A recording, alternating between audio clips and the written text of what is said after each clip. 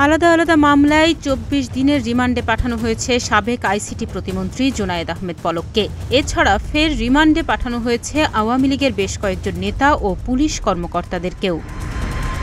মঙ্গলবার উভয় পক্ষের শুনানি শেষে ঢাকা মেট্রোপলিটন ম্যাজিস্ট্রেট শাহিন রেজা তাদের জামিন আবেদন না মঞ্জুর করে বিভিন্ন মেয়াদে রিমান্ড মঞ্জুর করেন।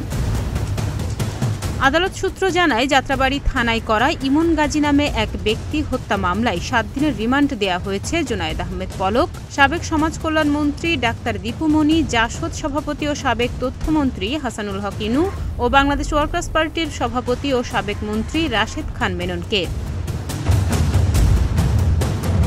আদালত জানায়, যাত্রাবাড়ী থানায় আলাদা আলাদা হত্যা মামলায় দীপু মনিকে ৭ দিন ও ৫ দিন, জুনায়েদ আহমেদ পলককে ৭ দিন ও ৫ দিন, সাবেক প্রধানমন্ত্রী শেখ হাসিনার বেসরকারি শিল্প ও বিনিয়োগ বিষয়ক উপদেষ্টা সালমান এফ রহমানকে ৫ দিন এবং সাবেক আইজিপি চৌধুরী আবদুল্লাহ আল মামুনকে ৭ দিন ও ৪ দিন এবং ডিবির সাবেক উপকমিশনার মশিউর রহমানকে ৪ দিন করে রিমান্ডে পাঠানো হয়েছে। এছাড়া নিউ মার্কেট থানায় বিস্ফোরক মামলায় জুনায়েদ আহমেদ পলককে আরও ৫ দিনের রিমান্ড মঞ্জুর করেছেন ঢাকার সিএমএম আদালত। বৈষম্য বিরোধী ছাত্র আন্দোলন চলাকালে গুলিতে সাকিব হাসান নিহতের ঘটনায় যাত্রাবাড়ী থানায় করা মামলায় পলক ও দীপু মনির ৭ দিনের রিমান্ড মঞ্জুর করেন আদালত।